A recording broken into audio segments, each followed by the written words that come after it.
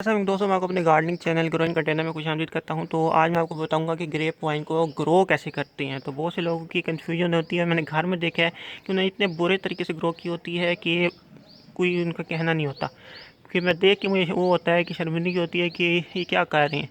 तो आज मैं आपको राइट वे बताऊँगा कि आप ग्रेप वाइन को घर में कैसे ग्रो करें। तो चलें वीडियो को स्टार्ट करते हैं। तो सबसे पहला राइट वे ये है जो कोई भी अप्लाई नहीं करता कि ग्रेप वाइन सिर्फ 1 साल पुरानी वुड पे फ्रूटिंग करती है। बहुत ही कम ऐसी वैरायटी है जिसपे 2 साल पुरानी वुड पे भी गुच्छे लग जाते हैं, लेकिन वो कम गुच्छे लगते हैं। लेकिन मैक्सिमम ग्रेप वाइन जो 100% जो वैरायटीज़ है ना, वो 1 साल पुरानी वुड पे फ्रूटिंग करती हैं। तो इस बात को अपने दिमाग में बिठा लो। तो इसको बढ़ाना नहीं है कि बढ़ाते जाना। एक टाइम आएगा कि आपकी फ्रूटिंग होना बंद हो जाएगी, होगी तो इतने छोटे फ्रूट लगेंगे, वो इतनी उन पर फंगस लगेगी कि आप खाने के काबिल नहीं होंगे, खट्टे होंगे। तो सबसे पहली टिप अपने दिमाग में बिठा लो, इसकी प्रूनिंग करनी पड़ती है और 1 साल पुरानी वुड पे फ्रूटिंग लगती है। अब दूसरा पॉइंट ये है कि इसकी प्रूनिंग कैसे करेंगे। 1 साल पुरानी वुड पे फ्रूटिंग लगती है ना, तो इसके करते हैं 2 मेथड होते हैं जो अंग्रेज़ों ने बनाए हैं। जो एक है बड़ा, वो होती है केन प्रून, और एक होती है कोडान प्रून। कोडान प्रून भी कहते हैं, स्पर प्रून भी कहते हैं। बेहतर ये होता है कि स्पर प्रून कहते हैं बहुत से लोग उसे। अब ये क्या बला है, ये केन प्रून और स्पर प्रून। केन प्रून है कि एक पूरी केन छोड़ देती है, देख रहे हैं ये पूरी की पूरी मैंने केन छोड़ी है। अभी केन क्यों कह रहा हूँ मैं इसे, ये 1 साल पुरानी टहनी है, उसको मैंने पूरा छोड़ दी है। तो जो प्रोफेशनल होते हैं ना, वो ऐसे करते हैं कि 1 साल पुरानी वुड की एक टहनी छोड़ देते हैं, एक इधर छोड़ देते हैं एक उधर छोड़ देते हैं, क्योंकि उन्होंने बड़े बड़े ग्रेप्स लेने होते हैं, जो ग्रेज होते हैं, क्योंकि उनका एक गुच्छा बहुत महंगा बिकता है। इस वजह से उनका साइज़ करता है मैटर। हमारे घर में साइज़ मैटर नहीं करता, तो हम ज़्यादा ब्रांचेज छोड़ सकते हैं, लेकिन हमेशा 1 साल वाली वुड की ब्रांच छोड़नी है। अच्छा, केन प्रून की, अब मैं ये क्वेश्चन होगा कि मैं केन प्रून करूं या कोडान प्रून करूं या फिर स्पर प्रून, एक ही बात है, केन प्रून स्पर प्रून। इन दोनों में से मुझे कौन सी करनी चाहिए, अब ये वैरायटीज़ पर डिपेंड करता है। कुछ वैरायटीज़ ऐसी होती हैं जो ये जो 1 साल पुरानी वुड हमने छोड़ी है ना, उसके यहाँ पे जो ये देखिए ये बाढ़ निकल रहा है, इसी पे फ्रूट लग जाएगा। तो उस वैरायटी को आपने चेक करना पड़ेगा कि भाई आपको फ्रूट लग कहाँ रहा है एक्चुअली में। अब फॉर एग्जांपल मेरी यहाँ से एक ब्रांच निकली, उसने फ्रूट उठा लिया, आपको दिखाता हूँ, ये देखिए ये ब्रांच निकल रही है, ये पहले 2 बार से ब्रांच निकली, आपको दिखा रहा हूँ, ये देखिए ये पहले 2 बार से ब्रांच निकली, उस पर फ्रूट लग रहा है, ये देखिए छोटा सा यहाँ पे ना। पीछे वो धूप है तो आपको अच्छे से दिखेगा नहीं, लेकिन आपको गोल मोलू दिख रहा होगा, क्योंकि कुछ ऐसा हो कि आपकी जो नाई की वो निकली है ब्रांच, जो कि पिछले साल की ब्रांच थी, 1 साल पुरानी वुड थी, उसके ना पहले 2 बर्ड पे फ्रूट आ गया। अब ये देखिए पहला दूसरे बर्ड पे फ्रूट आ गया है। तो ये होगी स्पर प्रून वैराइटीज़ के, हमें ना छोटे छोटे छोड़ने पड़ेंगे। देखिए ये मैंने छोटा छोटा छोड़ा हुआ है, ठीक है। अगर कुछ ऐसी वैरायटी होती है जैसे कि ये आ गई माशाल्लाह से हमारी, ये थॉमसन, ये केन प्रून है, इसके पहले 2 बर्ड पे ना फ्रूट नहीं लगता, तो लंबी केन छोड़नी पड़ती है। अब इसका फ्रूट आपको दिखाता हूँ, रुकें ज़रा। तो इसका फ्रूट लगा हुआ है वो ऊपर वहाँ तक मेरा हाथ नहीं जाता, को थोड़ा सा दिखा भी देता हूँ। ये देखिए आपको पतला सा गुच्छा दिख रहा होगा, इसके गुच्छे कम लगता है ज़रा नहीं, यहाँ पे ये यहाँ पे ना ज़्यादा वो नहीं है, ठंडे इलाके की वैरायटी है ना, तो इसका दूर जाके फ्रूट लगे, ना कि उस पर बर्ड पे लगे। पूरी टहनियाँ छोड़ी हुई हैं मैंने। तो अगर कुछ ऐसा हो कि यहाँ पे जो टहनी की उस पर फ्रूट नहीं लगे, जबकि 5 बर्ड छोड़ के उस पर फ्रूट लगे, तो वो होती है केन प्रून वाली। मेरी ये सारी स्पाइर प्रून मैंने खुद छोड़ी थी ताकि मैं ज़्यादा फ्रूट गेट कर सकूँ ना, ठीक हो गया। अब ये देखो मैंने आपको पहले दिखा दी कि मेरी स्पाइर प्रून वैरायटी, ये देखो पहले 2 बर्ड हैं, यहाँ से टहनी निकली और ये गुच्छा खड़ा है, उस पर कितने सारे गुच्छे लगे हुए हैं, वो देखो वो बड़े बड़े गुच्छे लगे हुए हैं। ठीक हो गया, समझ आ गई मेरी बात कि 1 साल पुरानी वुड पे लगेगा, पहला पॉइंट था। दूसरा पॉइंट था कि आपने इसकी प्रूनिंग करनी है और 1 साल पुरानी वुड छोड़नी है। प्रूनिंग कैसे करनी है कि अगर आपका ना पहले 2 बार पे फ्रूट नहीं लगा तो आप पूरी ये केन छोड़ दो, जो कि 10 एक बार पे मुश्तमिल होगी। और अगर पहले 2 बार पे फ्रूट लग रहा है तो आप ज़्यादा से ज़्यादा स्पार्ट छोड़ो, क्योंकि ना उसके पहले 2 बार से फ्रूट उठ जाएगा, तो लंबी ब्रांच छोड़ने की कोई ज़रूरत नहीं है। ठीक हो गया।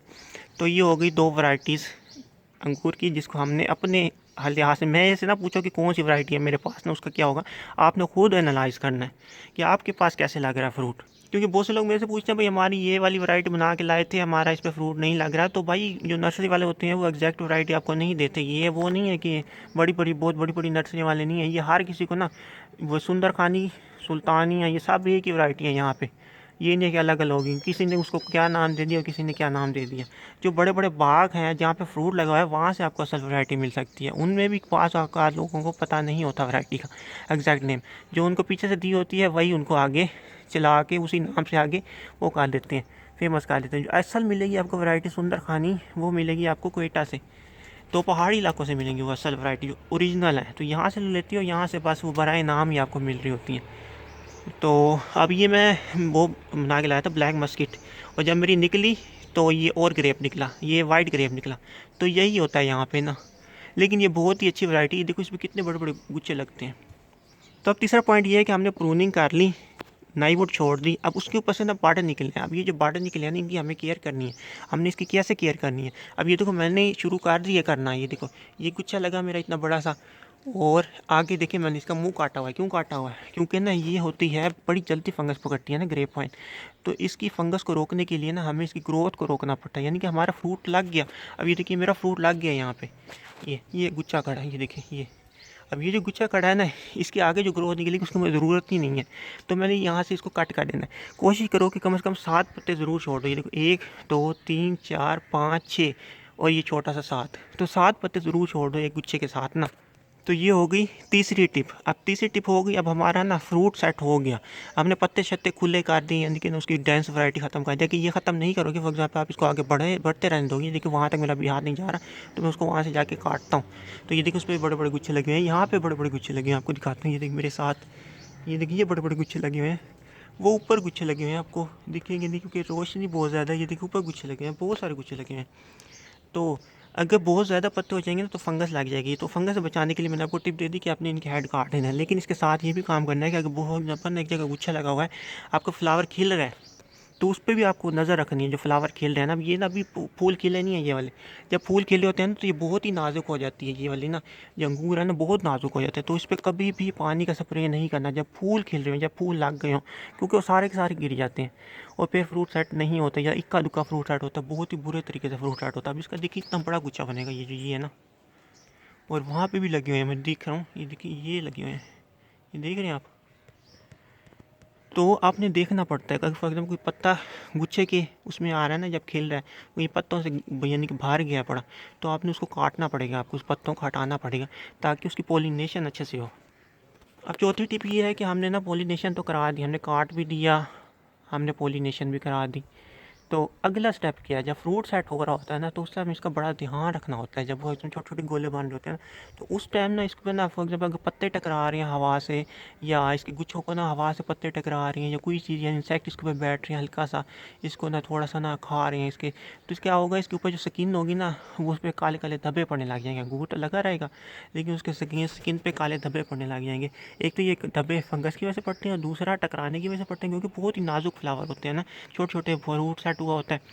तो जब आपके वो गुच्छे बनते हैं तो बहुत बुरे लगते हैं, काले धब्बे होते हैं उन पे, अच्छा फ्रूट दिखता नहीं है।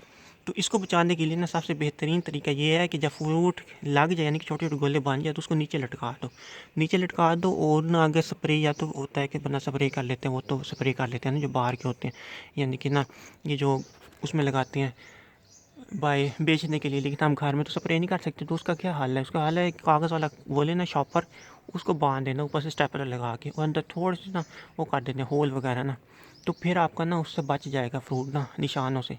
तो ये सिर्फ तब तक करना है जब तक ना उसकी स्किन मोटी नहीं होगी, यानी कि थोड़े से जो छोटे छोटे गोले थे ना वो थोड़े से बड़े नहीं हो गए। जब बड़े हो जाए ना तो आप बेशक हटा दें। फिर आपको ना ऊपर से ना बर्ड्स का नेट लगाना पड़ेगा, क्योंकि धूप ज़रूरी होती है अंगूर को पकने के लिए ना। निशानों से तो आपने बचा दिया, इंसेक्ट से भी आपने बचा दिया, लेकिन अब उसको धूप चाहिए, उस कागज़ में उसको धूप नहीं लगेगी। तो उसको पकाने के लिए आपको कागज़ हटाना पड़ेगा, और हटाने के बाद ना ऊपर बर्ड नेट लगाना पड़ेगा। तो बर्ड नेट लगा देंगे ना, तो फिर जब तक उसका कलर बनेगा ना, तो मैं ये आपको रिकमेंड करूँगा कि अंगूर ना काटने के बाद ना अपनी मिठास नहीं पैदा करता। अंगूर सबसे लास्ट में आके अपनी मिठास पैदा करता है। तो उसको जितना ज़्यादा टाइम दोगे ना इसके साथ, उतना प्यारा टेस्ट होगा। तो जितना कम टाइम दोगे उतना खट्टा होगा। ये अंगूर ऐसा नहीं होता कि ना बाद में पक के मीठा कर दें, ये कभी भी मीठा नहीं होता फल। अगर आप इसको एक दफ़ा काट दो ना, तो आपने इसी के ऊपर रख के इसको मीठा करना होता है।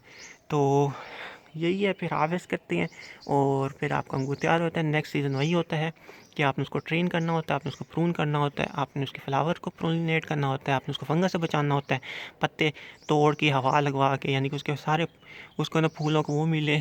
आपने क्या करना होता है, आपने पानी से बचाना होता है फूलों को, आपने न टकराने से बचाना होता है जब छोटे छोटे फल सेट हो जाएँ, और फिर ऊपर नेट लगाना होता है ताकि फूस से बचाओ। तो इसमें काफ़ी मेहनत वाला काम है, अंगूर ने ऐसे हासिल नहीं हो जाते, थोड़ी मेहनत करनी पड़ती है। और अगर बिल्कुल भी मेहनत नहीं करना चाहते तो फिर उसको नीचे लटका दो, और वो नहीं लगाते, लेकिन ऊपर आपको बर्ड लगाना पड़ेगा, क्योंकि ये जो होती है ना हमिंग बर्ड, वो इसको खा जाती हैं। मोरियाँ करके ना ख़ास तौर पे कलर वाले को खाती हैं। उनको पता चल जाता है कि कलर वाला पक गया तो उसको ज़्यादा अटैक करती हैं। वो वाइट को इतना ज़्यादा नहीं करती लेकिन उसको भी कटती हैं। तो चलिए यही थी, वीडियो अच्छी लगी तो उसको लाइक शेयर कमेंट ज़रूर कर देना और मेरे चैनल को भी सब्सक्राइब कर देना। दुआ में याद रखना। अल्लाह हाफ़िज़।